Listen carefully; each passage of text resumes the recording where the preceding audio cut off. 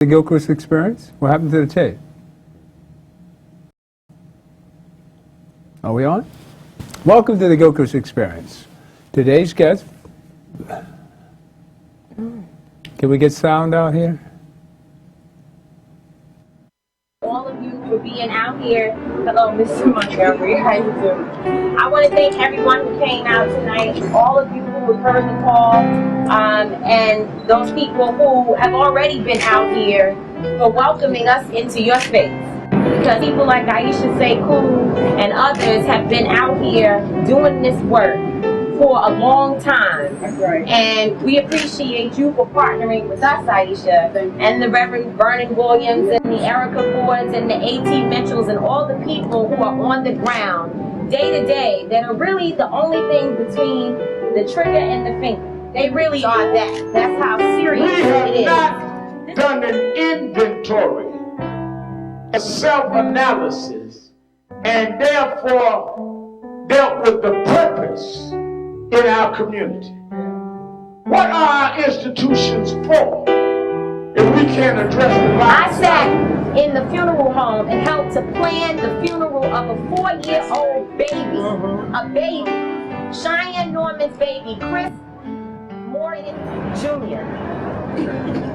Hurt me to my heart to help pick out the casket for this baby, and they couldn't find the right size because he was so small. I sat there with Dominique Sharpton and others and watched this mother keep getting up to go outside because they were asking her business questions about burying her baby. And I realized at that moment that who am I to be so selfish and not to lend myself every minute of the day to save another life. And so I'm standing out here. This is not a joke. It's not about the cameras. It's not about us just having a reason to come out and show that I'm here tonight. Tomorrow night we need to be back. And the next night. And in 4 weeks, what else are we gonna do when this is over? That's what we need to be asking ourselves. How are we going to ensure that the people that are on the street every night get the money they need to take care of their business and save lives on the street? I'm very serious that we need to expose any and everybody who is not working every day on saving our children's lives. Because if children were dying on the Upper East Side, the city would be shut down.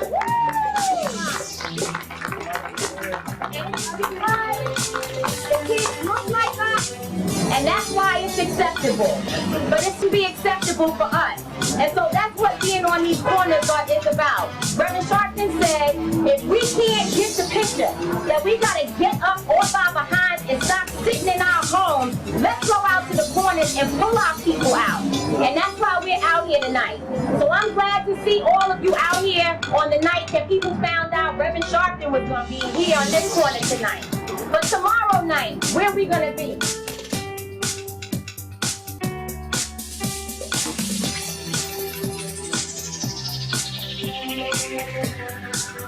Welcome to the Gilchrist Experience. That was Tamika Mallory, Executive Director of NAN. Early, I think she must have been 30 then. She's in her early 30s now. No, she might have been younger than that. But I was just bringing Victoria Pennell back to her home, where she was bred and brought up as an activist. Now she's much older. What? 3 years? 16. 16 now. So we go Gray back hair. 4 or 5 years. Gray hairs up there. All right. How does it feel to look at old footage like that? Remember the...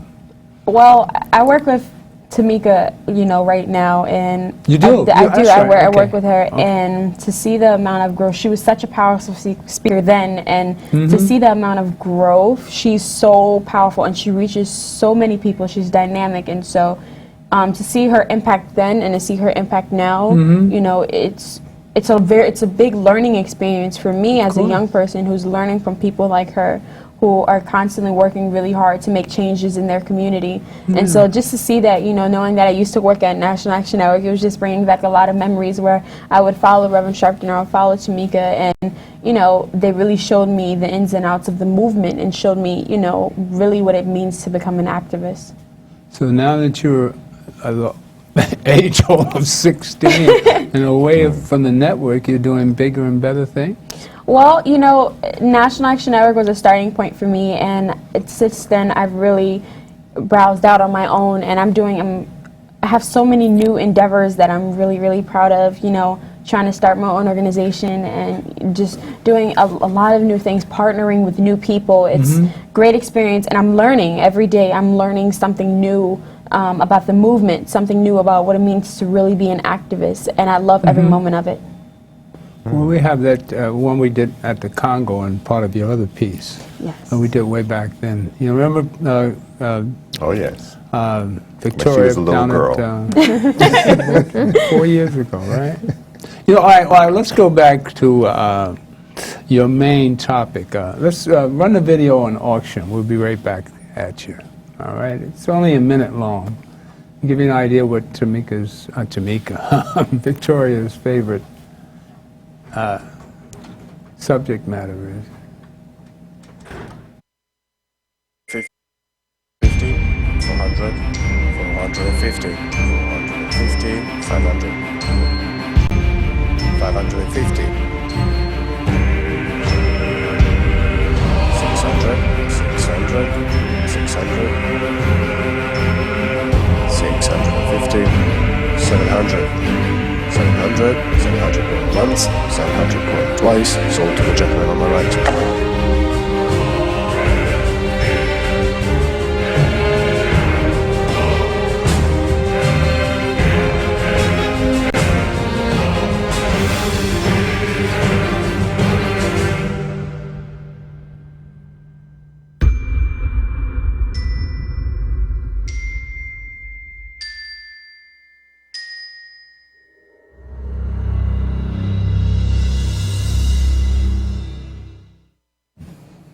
Wow. A little drama. Well, it's practically like that, isn't it? An auction. It is like that. Human trafficking is something that I've dedicated my life to ending. And I don't know if I'm going to be able to end it in my lifetime, but I know that I want to have some impact on decreasing it. All right. Tell me how you're approaching this.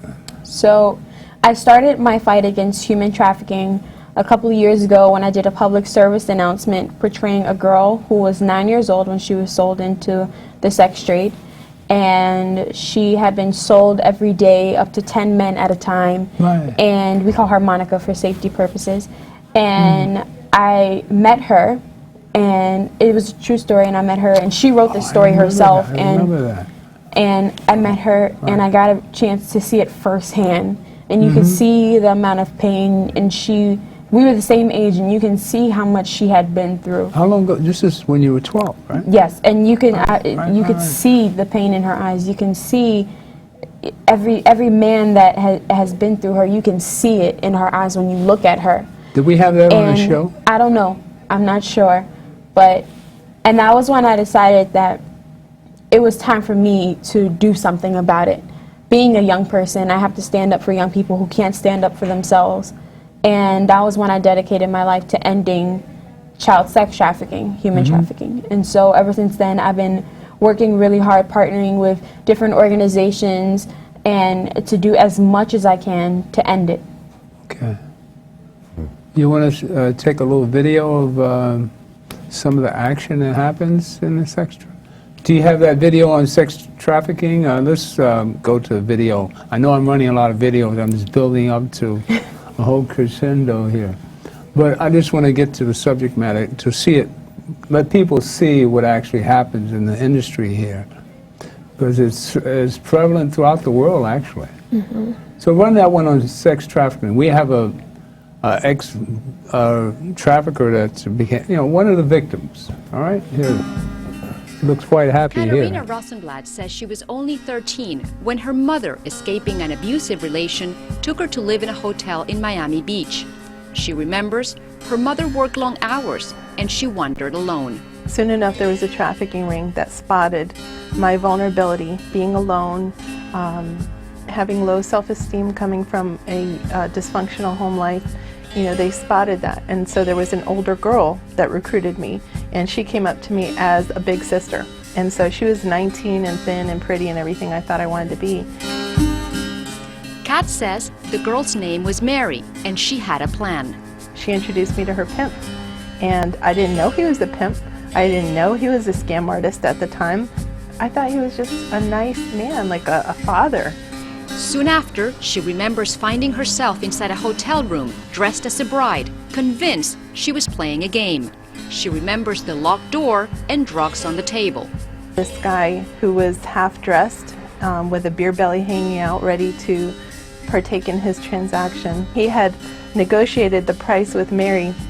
I should say 20 years ago, the price was $550 for a virgin girl.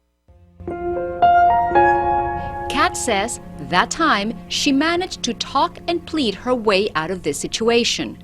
But soon after, she says she was tricked again, this time by a friend's father. It came in a place that you would never suspect it, and that was in my middle school. I was in 7th grade, and they blindfolded us and took us to a brothel in Broward County, from Miami to Broward. They had paid her father $40 for each of us. She doesn't remember how long she was there for and how many men came by. They let me know what would become of me if I ever told anyone. They told me that they knew where I lived, they knew who my teachers were, they knew what school, they knew everything about me. There was nothing I could do to protect myself, and at 14 years old, I didn't even know where to begin. She dropped out of school and became addicted to drugs. Prostitution didn't seem so foreign anymore. She met up with a pimp. Her dreams were crushed. I'm nothing but a drug addict and I guess a prostitute for these guys. At 15, I had given up on myself. I belonged to the street. I belonged to whoever would show me kindness or give me cocaine. More than 20 years ago, a drug overdose and a customer with AIDS scared her so much she ran away from that life and never looked back. And I just remember waking up and walking away and saying, I'm done with this. I'm never going back there. These people could care less about me. They would kill me if they could. It was not until recently that she dared to tell her story. Her motivation was to help girls in her same situation. Now, Kat works along law enforcement to help them better understand the industry. She also started an organization that provides shelter, support, and counseling to victims of trafficking. The name, There is Hope for Me. Adriana Hauser, CNN, Miami.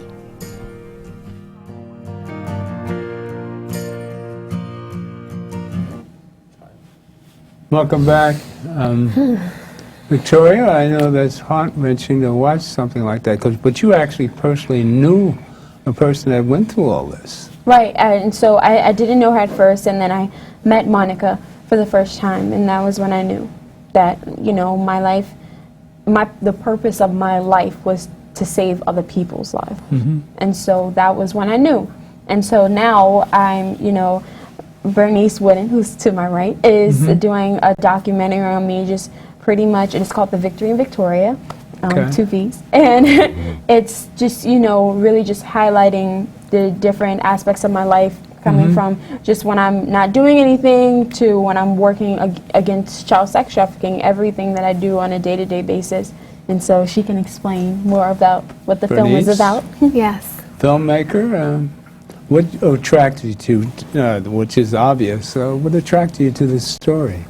Well, Victoria is someone that I met through a mutual friend. And through that mutual friend, we connected on social media. And so, honestly, it was just based on her status on updates on Facebook. And I was just reading so much about her. I was so intrigued.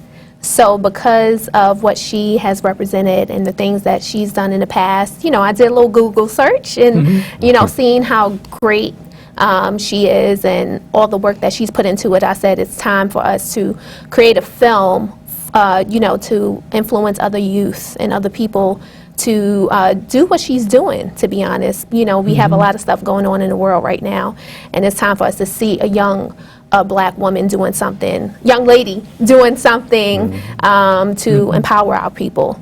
So it's time for her to get a film about her. She's an actress and a model, but you know, her activism is her highlight, and I think it's time for us to see it on screen. Tell us a little bit about yourself.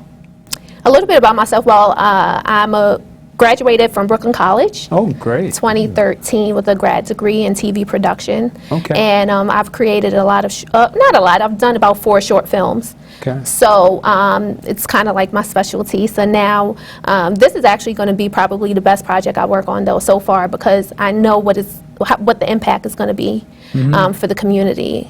So I've done a few fiction and a few documentaries as well. All right, we're going to show the one you've done on Victoria for our last roll-in. I guess we'll run out of roll-ins after this. But let's play the one on Victoria, and we get a good idea what they're talking about. All right? This is a short.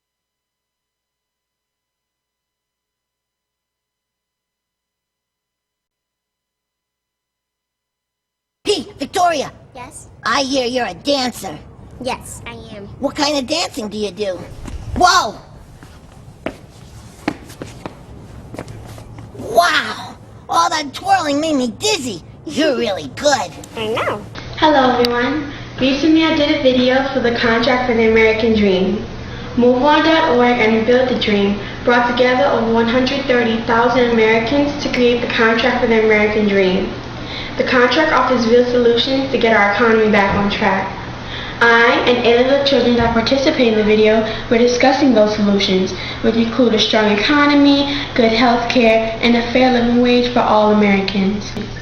Recently, Fox News attacked me and the 8 other children in the video, and even called us names. Basically, they were saying that we didn't have a right to speak out on issues that affect us now and issues that will affect our future. A recent guest even called us a curse word. Bullying is a huge problem facing young people today.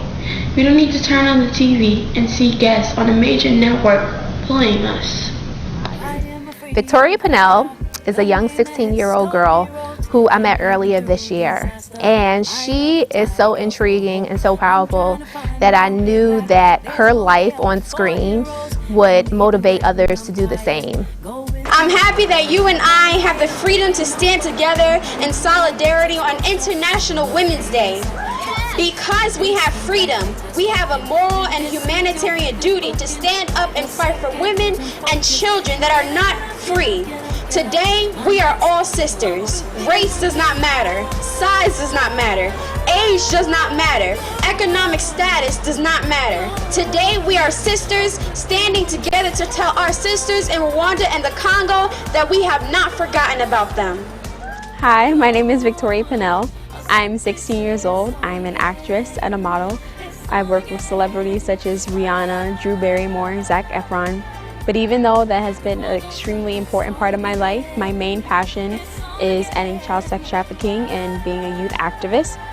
A lot of people now see me as a youth activist, but my main cause is ending child sex trafficking. I did a public service announcement for a girl who was at the time 13 years old, who was sold into the sex trade by her father, and now she has, I believe, 3 children. She has 3 children. And when I really saw her story and then I got a chance to meet her, that was when I decided that, you know, no child should be going through that. Every child deserves to have a proper education and a safe home and be in a safe environment. And that was when I decided to dedicate my life to ending that.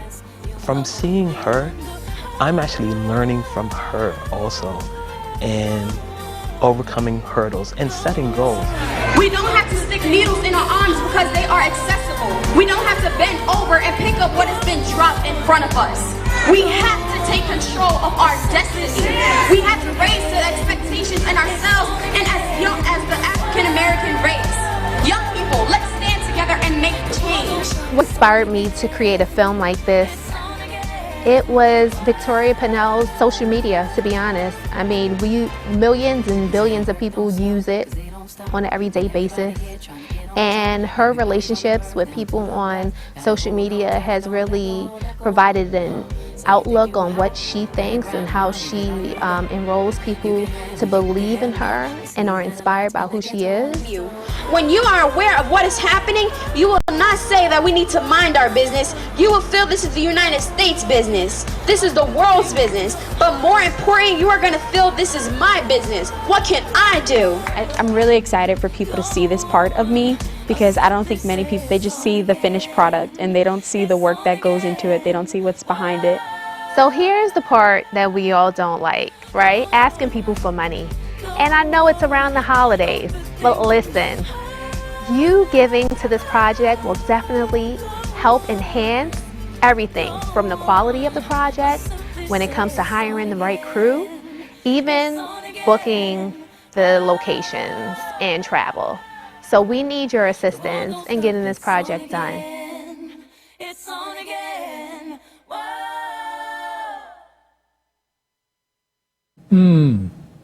So, Victoria, you're off and running. Yes, I am. And it's just every day I'm doing something new, which is great. And being that I'm only 16, so I have hopefully I have a lot more years ahead of me, but I'm about to go into college and I'm just discovering new careers and things I want to do with my life, and it's just so much. I have so many ideas swirling in my head, and it's a good feeling to know that whatever I do, I want to be able to help someone. And so where does college fit in? So college is definitely my #1 priority. Majority of my family has gone to college, and so it's something. It's a tradition that I definitely want to continue, and I'm just so excited to learn. Learning has always been, because a lot of especially young girls, don't get an opportunity to learn. They don't get an opportunity to go to school, and so going to college and being the school that I go to, Democracy Prep, they are extremely adamant, and all of their students get 100% accepted into some college. And so I want to make sure that the college I go to will be able to develop me into the career I want, and especially being an activist, I want to make sure that I go to a college that is surrounded by, doing independence and doing things on your own and learning how to be productive members of society. What are your choices? So I'm thinking about Spelman and Spelman and Northwestern University. They have a really, really good journalism program. That's awful expensive, Mary. It is, but that's where scholarships comes in handy. Okay. But I'm thinking about those. You got to study hard and be extra smart. I know. It's a lot of work, but I'm prepared also for it. room and board. Don't you have to pay for something? Oh, yes. Yeah. Yes. Right? But, hopefully... My goddaughter's at Spelman. What's the room and board like? Oh, my God. She's in her third year. No, third. Yeah, she's in her third year. Third year? Right. Well, you don't want to come out with student loans and debts. Oh, she won't. Okay. This film is going to help her with that. Oh, amen. Yes. Amen. That's right, definitely the purpose of this film too. Okay. To get her what's due to her. Well, she's done a lot for everybody else. Now it's time for her to get what she needs. All right. Question is, you think of Eton Pants and others, and I had a friend at work whose nephew wound up on a milk carton back in the 80s. Do you think that a lot of the young people that are missing today have been snatched up and carted off, even to another country, in the sex trade business? Because we have so many thousands of children missing. They can't all still be here just hiding out somewhere. And I've been thinking about that for some time. Southeast Asia is very big. Thailand, very big. Cambodia. In Cambodia, very big in child sex trade. The young boys, too, Brazil. in Cambodia. Right? Young boys as well. Yes, the boys and the girls. Yeah. Brazil is another place. And the U.S. as well. As we were saying off camera, I had a case that I worked on years ago. A young lady, her mother was a prostitute, and the mother tried to put her on the stroll in Miami. And the girl had run away from a group home in the Midwest to find her mother, and did find her mother, and the mother turned around to put her on the street. The girl ran away and wound up in New York. and I wound up catching the case. But we were able to help her because she wasn't willing to do that. But unfortunately, in the time that I got her, she had been raped here in New York, and raped by a police officer. Oh, so we. What year was this? Around? 1985. Wow. Crack era. So we arrested Yeah. the police officer. He went to prison, and we Was got she her on crack? back. No, No? no.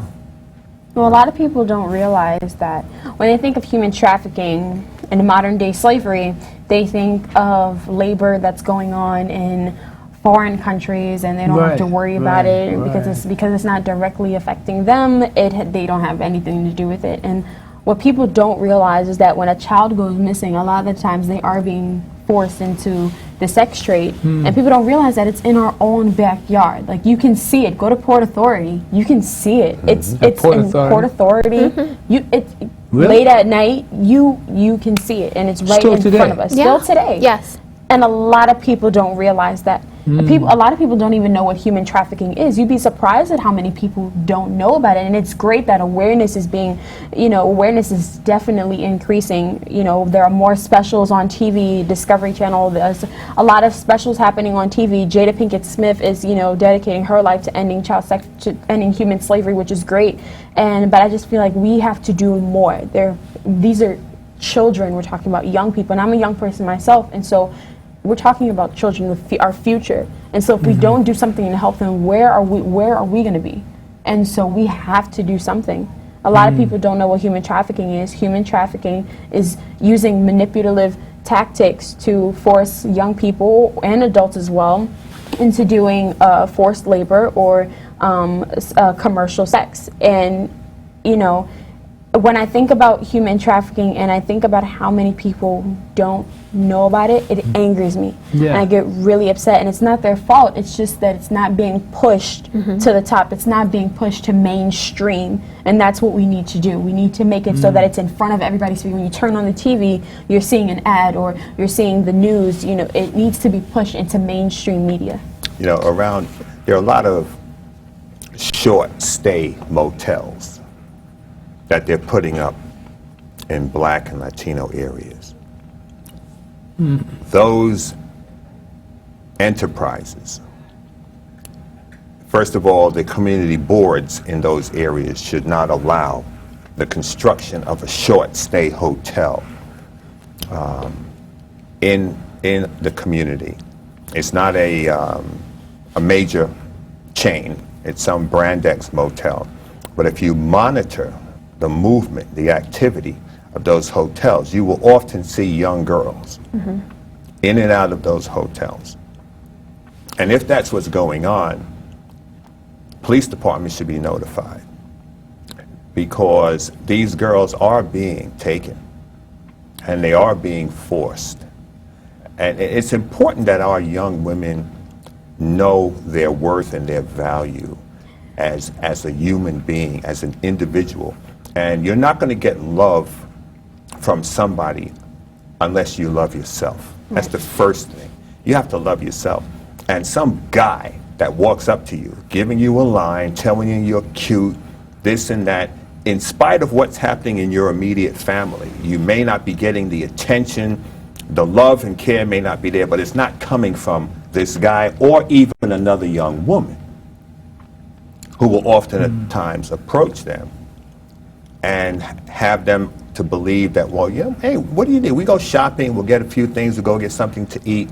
And it's building that relationship, just like any sexual predator. Child molesters do the same thing. They want to be your best friend and just be nice to you. But there's always a catch. There's always a hook. And dancing with the devil, you can never finish the song. Young ladies need to understand that these guys, these pimps, don't love them. They don't care about them. They're a cash commodity to them. And there are even women going through domestic violence at home. I tried to help a woman years ago, and she would not leave her husband. Yeah, well, that's always. She simply said to me, well, maybe he'll kill me and then I'll be okay. I said, what about your children? You have 2 sons and a daughter, and he had struck her once and knocked her through the sheetrock on the wall. I said, you have 2 sons and a daughter seeing this behavior. Are your sons to assume that this is how they are to treat their wives when they get older? That's what happens. Because what you're doing, your failure to stop it here, is going to lead to the victimization of 2 other women minimally because you have 2 sons. And as much as we talked and I tried to get her to make that initial step, she would not take the step. And this is before Debs. Have you ever done work with, I think it's called Debs? No, I haven't. An organization, they work with young ladies getting them out of the sex trade. Gems? Gems. Gems. Yes, Gems. I have. Rachel It's Lloyd. before Gems was around, you know, but an organization like that is very needed to help women to get away from this abusive environment. But it's something that's going on all age levels. Well, I just want to bring this up before you say something. A lot of when the girls are taken in, especially by law enforcement, when they have a bust and they run in and they get the girls, you know, most of the time they're taken out in handcuffs, and these girls have already been treated as property. They've already been treated in the worst possible way. They've already been treated as if they were nothing. You don't take them out in handcuffs, and that's the issue that I have. When you see them on TV, they often call them prostitutes. It's another issue I have. Prostitution is a choice. Sex trafficking and being forced into the sex trade is not a choice. And so you call them victims or you call them survivors, but definitely not prostitution, because when you are prostituting yourself, you are making a choice that this is what I'm going to do with my body. These are the consequences that I have to face because of it. Now, I'm not saying it's right, but what I am saying is that these girls have already been through enough, and so who are we to treat them in that way when they expect help from us? You know, you don't call them prostitutes, and you definitely don't take them out in handcuffs. You show them the love that they didn't get. That's one of the issues that I have. You know, I was interested in, you mentioned Port Authority. I used to have a loft down in the 70s on 39th Street. That area was Sodom and Gomorrah back in those days. Now, so you mentioned Port Authority today. I mean, actually, the 42nd Street cleanup supposed to have gotten rid of most of that stuff. And you're saying it still exists today? It still exists. You just have to know where to look. If you look close enough, a lot of people don't really focus on it. And so that's not the main. So you don't really see it if you don't know what you're looking for. And so a lot of people don't know the signs of someone who is unwillingly being put there. They don't know the signs of someone who is being trafficked. So what should we look for? Well, if they look nervous, even in general, they have a nervous look on their face. And if they look nervous, that either means that somebody is watching them or somebody is hovering over them, or they're not comfortable in where they're at. Even if you approach someone and you talk to them that they can't provide any sort of ID or any sort of, just being able to identify who they are, then most likely they're being put into the sex trade. My mom and I, we were walking, and I forgot how long, it was a while ago, and we were walking and we saw a girl who was with an older gentleman, and my mom, being a retired police officer, it's her duty that if she sees something, she's still supposed to say something.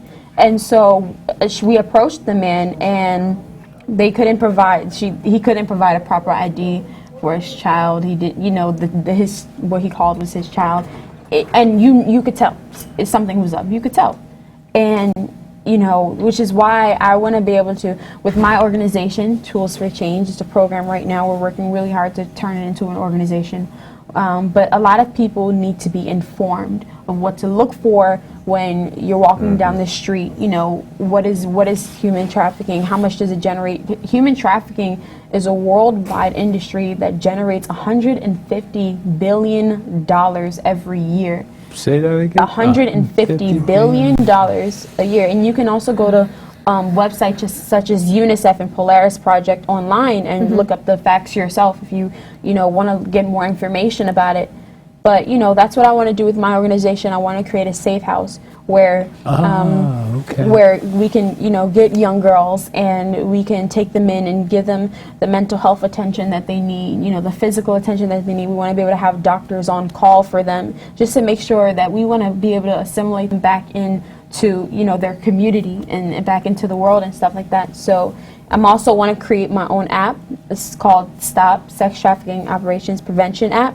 And this app has 3 main features. The first feature is I need help. And this, you click a button and it'll automatically lead you to the national hotline, and which is 1-888-3737-888. And as soon as you click that button, it'll automatically lead you, and they will be able to detect your location. So even if you can't talk, they'll be able to detect your location, and which leads to a faster rescue and the possibility of actually catching a pimp.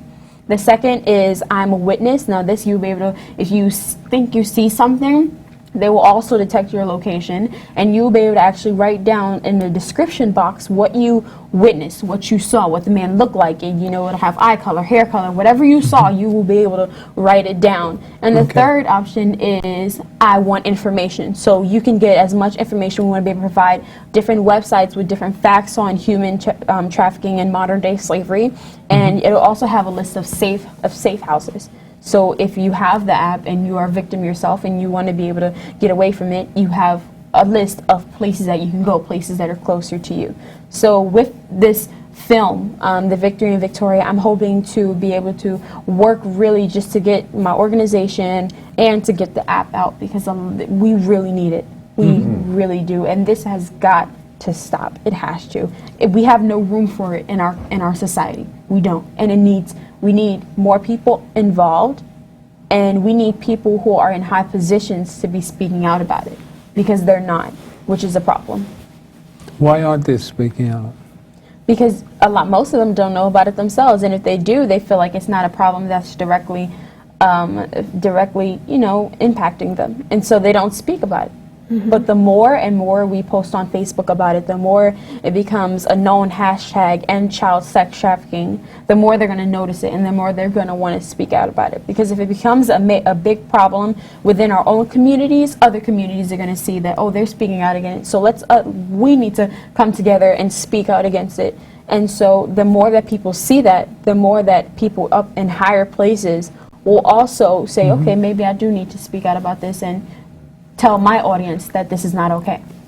And as Victoria mentioned earlier, I think the reason why it's not out as much too, because people conflict what prostitution is to child sex trafficking. So we'll see tons of films about prostitution, but where do we rarely see any films about child sex trafficking? It's 2 different things. A child cannot give consent to have sex. Right. Cannot under the age of 18. Right. It's impossible. So that in and of itself is always a criminal act. And sex is psychological. There are individuals who would only have sex with a child, which is another psychological issue when you get into pedophiles, right? So there are substratas of deviant behavior, what we call deviant behavior in the sex world. It's not just prostitution. And because there are people that would prefer to have sex with a minor, they will develop a relationship, but when they find that the individual has reached puberty and hair is growing, they wouldn't touch them. Is that right? They wouldn't touch them, not at all. And that has opened doors wherein children who have been molested now are shunned and cast off by the abuser because they're reaching puberty. And then we find out because the child now is responding negatively to the negative behavior, and then it comes out that the child was being victimized by this adult. And they've been replaced. Just as a woman would be scorned if I married you and you turn 40 and I go out and get a young woman 20. So that's how cases are sometimes opened up, because the child now opens up. And it's important that parents dialogue with their children. And I've always told kids working cases, nobody loves you, nobody can love you more than your parent. And even if your parent is not loving you, that is not your fault, that's the parent's fault. But parents need to dialogue with their children. It's not about texting and sitting down in the same room and you're on this thing doing that. No, we need to be dialoguing with our children, because children can only be protected when they're getting information from their parent and knowing that, mommy, no matter what, I can come to you, honey, whatever it is, I don't care who it is, I'm here to protect you. And if somebody is doing something to you, and I was the same way with my sons when I was growing up. You know, personally, you mess with my kid, I'll kill you. I'll go to jail for that. Unapologetically. You mess with my child, I'm gonna kill you. A guy found that out, unfortunately, one day in Manhattan. But that was his problem. He messed with my son.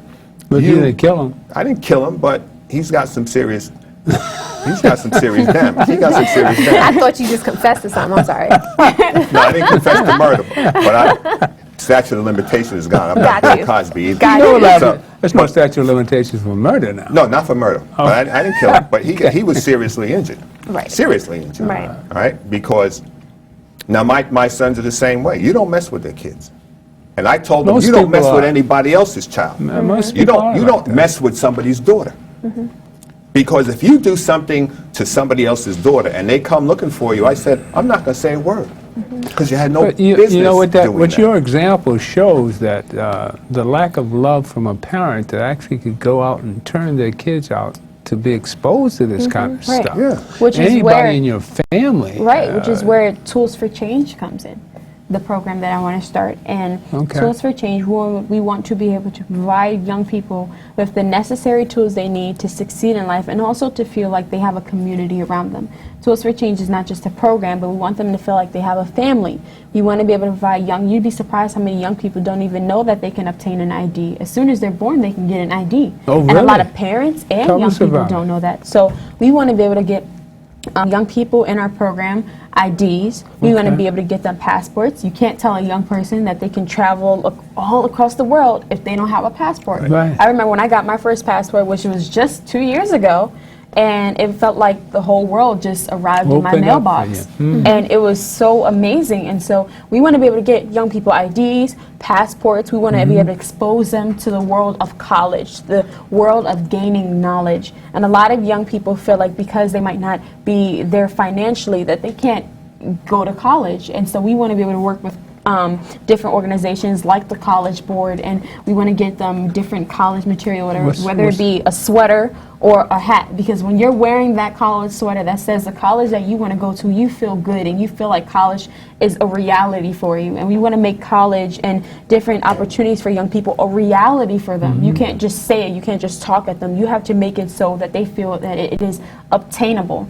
And so that's what we want to do with Tools for Change. We want to increase their knowledge surrounding financial literacy, teach them about stocks and bonds. A lot of young people, they see the stock exchange, they don't even know what that means. And, you know, I found out, I was just looking on my phone and I see, you know, on every Apple iPhone, you have the stocks, and it'll show you what's happening, you know, what company's up, what company's down, and I didn't even know about it. I just ignored it. That was a part of my phone that I ignored. And, you know, now I look at it and now I actually know what it means. So we want to be able to teach young people, you know, Tools for Change, the program, we did set up young people, 10 young people with $100 in their bank account. And it was such a good feeling for me, but it was also a good feeling for them, because you can't teach them how to save if they don't have any money to save. That's right. And so we gave them the money to do that, and it was a great feeling. And one young person said, I'm going to save my money. It feels good to have money in the bank account. And, you know, that's the feeling that we want everybody to we want every young person to have. And so Tools for Change, you know, this is why I'm so grateful that Bernice is doing this film, because you can, as soon as, you know, when you donate to us, you're also making Tools for Change and the Stop app a reality for me. And so, explain the College Board that you mentioned. Well, College Board, they, you know, they have different applications where you can apply to college. And so I go through college, my school goes through College Board when we apply to colleges, and so we want to be able to partner with programs like College Board and other college programs that helps you So apply. if you want to go to college, you go to College Board. And Well, they help you, especially if you're in high school, they help you get good grades on your ACTs, your SATs, so that you become more appealing to colleges I as have well. a granddaughter in the 12th grade, and she needs some direction. Senior. Yeah. So, but Senior. 11th grade is the most important year. Yeah. Yeah. That is, I'm in the 11th grade right now, and it is tough, but I'm trying to keep my grades up, because that's where you take your ACT, you take your SAT. In the 11th grade. In the 11th grade. And that's where colleges really, they really look at your grades. 9th and 10th grade are really important, but your 11th grade year, that's when you need to get down and So do if you your haven't work. taken it by the 12th grade, I mean, what happens? Well, I mean, there are some colleges who don't look at your SAT scores for you to be accepted, the but good it's colleges. limited. It is limited. And so most young people, most high school students are mandated to take their SAT and ACT. I know my school, what they do, which I really think is great, and every school should do it, is they allow you to take your SAT and your ACT in the 11th grade, but you can also take it in the 12th grade if you don't like your score. So right before you turn in your application, you can you can retake the SAT if you don't like your score, and whichever score you get, you can put it on your, whichever the highest one, you can put it on your transcript So you do when you turn you do have in a second chance. You do have a second chance. Okay. And so a lot of young people, they might need that because the first time they think it's a joke. And so if they don't take it seriously, they see their score and they realize how serious it gets. And, I think all schools should enroll that program and being able to take the SAT again. Give us an idea of what a scholarship is worth. I suggested to my granddaughter that it was worth $100,000. Well, well, it depends on which scholarship you get. You have scholarships for different things. Some scholarships are based on what you do, your civics requirements. Some scholarships are based on your academic performance. Okay. And I know that there are scholarships. Let's talk about that. Right. Academic performance. So my grades aren't where I want them to be, and my mom is on me constantly about it. I can't have my phone at night. I can't do anything. I have to do my homework, sit down, study. And you love her for it. Right, but the reason why schools are really, really hard on you to get good grades is because when you go to college, if you are not financially able to pay for, because college is expensive, and if you're not able to pay for the college that you want to go to, you need to have the grades, which is how you can get a scholarship. Now I know that I want to apply for a Gates Millennial Scholarship, and you have to have at least 95 and above. And if you don't have a 95, the cutoff is definitely 90. Your grades have to be above a 90, but you also have to have the civics requirements and the personal skills. So a lot of scholarships. Meaning what? Meaning you have to have internships. You have to be able to work in your community. You have to show them that there's more to you than just grades. Okay. Because your grades. So you being an activist, they give you a 100 plus. Well, I hope so. in that category, I got a 100. Yeah. But applying scholarships pretty much is money. Scholarships is money. So whatever you do, make sure that you're applying for financial aid if you don't have it, and make sure that you're applying for scholarships. Now, after you're applying for financial aid, now. Predatory lenders are all out there giving out student loans, aren't they?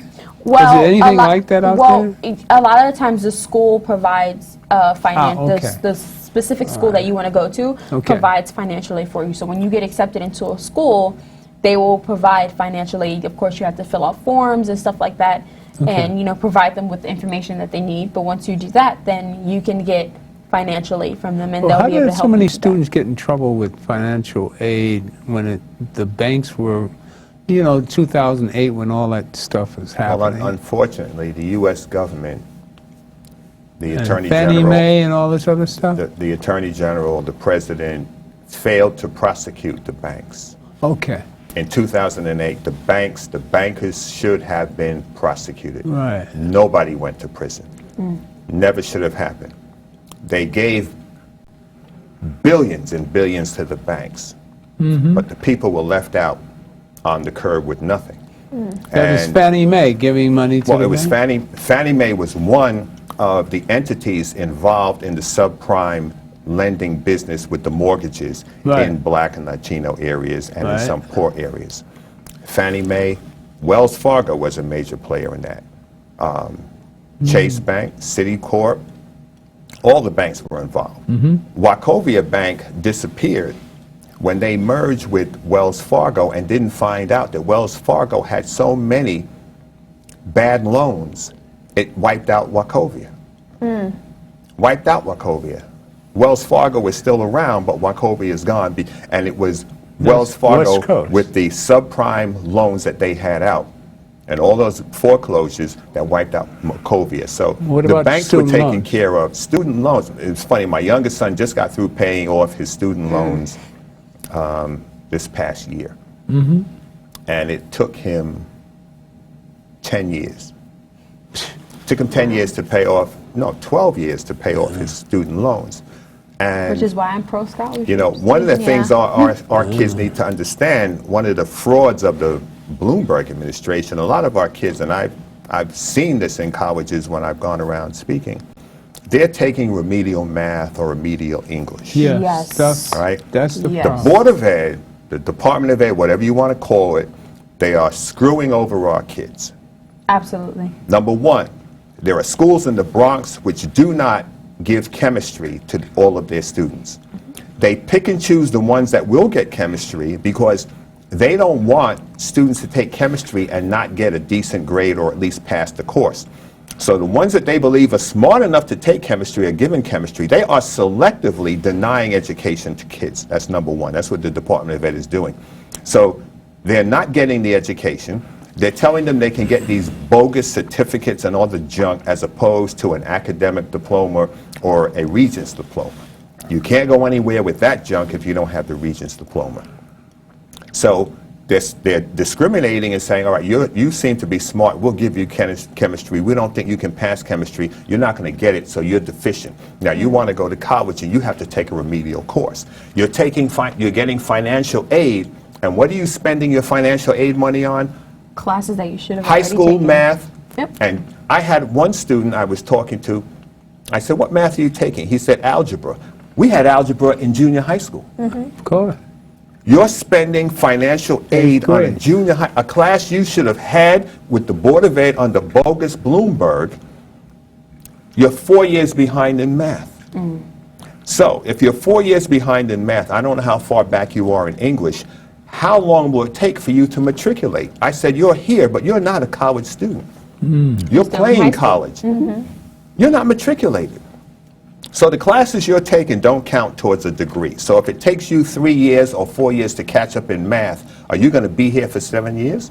And they don't expect you to be here for 7 years. They think that you will drop out before then, but you will still have any student loan that you have for a junior high school math class or a high school English class. And this is the game that's being played on our kids in New York City. In my school, every child graduates with an advanced Regents diploma. And our educational system is extremely messed up, and a lot of people don't know that. How hard is it to get in your school, though? Well, my school's, I go to a charter school, Democracy Prep Charter High School. Okay. And it's through a lottery. It's through a lottery. Okay. And so it's who you know? It's not even. It's fair. You know, you enter your name, and whoever gets accepted gets accepted. You're blessed. And also, but you know, what the good thing is that once you're enrolled in school, if you have a younger sibling, they can also transfer into Democracy Prep, and they don't have to worry about a lottery. Okay. So that's a good thing. But it's mandatory that we take 3 or 4 years of science, and we graduate with an advanced Regents diploma. I know that I took geometry in 9th grade when I was really supposed to take it in 10th grade. That's when you take it. Right, and they gave it because I got an extremely high score on my my tests in 8th grade. They let me take geometry in 9th grade. So, you know, and they gave you the mindset of you're going to be advanced, which means that you're going to be able to go to college already knowing what to do, and they really prepared you for college. So a lot of our schools have to adapt the idea that, and you can't tell young people that they can go to college unless you're specifically giving them college preparatory classes you have to be able to break it down for them, what is expected here and what is expected in college. Because when a lot of young people, when they go to college, they don't know what to expect. In my school, they teach you, this is what's going to happen in college. And the amount of work that they give us, it's a lot. We have at least 2 hours of homework every night, but that's the load of homework, that's the amount that you're going to have in college. And so they prepare you for the workload that comes with college. So really preparing you for the future. Yes. What is the cause of this dumbing down of our educational system? Have you figured it out at all? It really stems in minority communities. Okay, that's what I was getting at. It does. It stems in minority communities. If you go to a school like Stuyvesant, they are definitely preparing you for college. And yes, they say you have to be smart to get into Stuyvesant. But where does being smart, where does it start from? Where does it originate? And it originates in primary school. Right. It starts early, so you have to get young people early in order for them to be attending the Stuyvesants. And eventually, we want all of our schools to become like Stuyvesant. All of our young people deserve to have a high quality education. And a lot of young people, especially in minority communities, are not getting that education that they need to be able to succeed in college, which is why they're taking remedial courses and paying for courses that they should have been already taken in high school. Right. Well, a lot of the sex trafficking comes out of this, people that don't go to school. Well, that's the planned failure of a population of Planned people. genocide? A country cannot progress while they're churning their people, grinding their people up in the process. The country is not going to progress, and the idiots at the top have not figured that out. You can't live on $15 an hour. The governor is boasting about, oh, they're going to pay the state workers. The fact that they weren't paying state workers $15 an hour, he should be embarrassed. He shouldn't be standing up boasting about this increase for government workers. But you cannot live on $15 an hour in New York City. So if you're not getting the academics, you have to get the technical. Everybody doesn't have to go to college, but you need higher education on some level, either technical or academic. And you're competing not against the people on the block. You're competing against the world right now. It's not like when we were in school. Those days are long gone. Well, you had a lot of tech schools back then. Yeah, and we're already set behind because of our skin color. Yeah. We have to work twice as hard as somebody who, as somebody who doesn't really have to worry about. It's always been the case. I mean, we have to take that as a norm. And not too many 16-year-olds do. And that's why we're doing But film see, about her. that's one thing as black people, we should understand that we have to be better than everybody. We've got to, if you're in a school in New York City, you're competing against the planet. Right. Look at Barack Obama. The standards that he set educationally. That's it. Compared to the C and D's of Bush. Yeah, he raised the bar. Exactly. Right. All right? And even at that, they tried to discredit him. So no matter what you do, they're going to try and do something to take you down. But you just keep it moving. Yep. Obama is a typical case of what happens when you really accomplish stuff. Right. They're going to throw everything at you. Right, but I think that is so... Only a minute to 30 seconds. I just want to say this. I want to say this. The film also highlights not only me, but it also highlights so many different young people who are doing great. And also UNICEF's National Human Trafficking Awareness Day is on Monday. Please remember that. This Monday coming up. bit.ly/The Victory in Victoria. Yes, please support, donate if you can.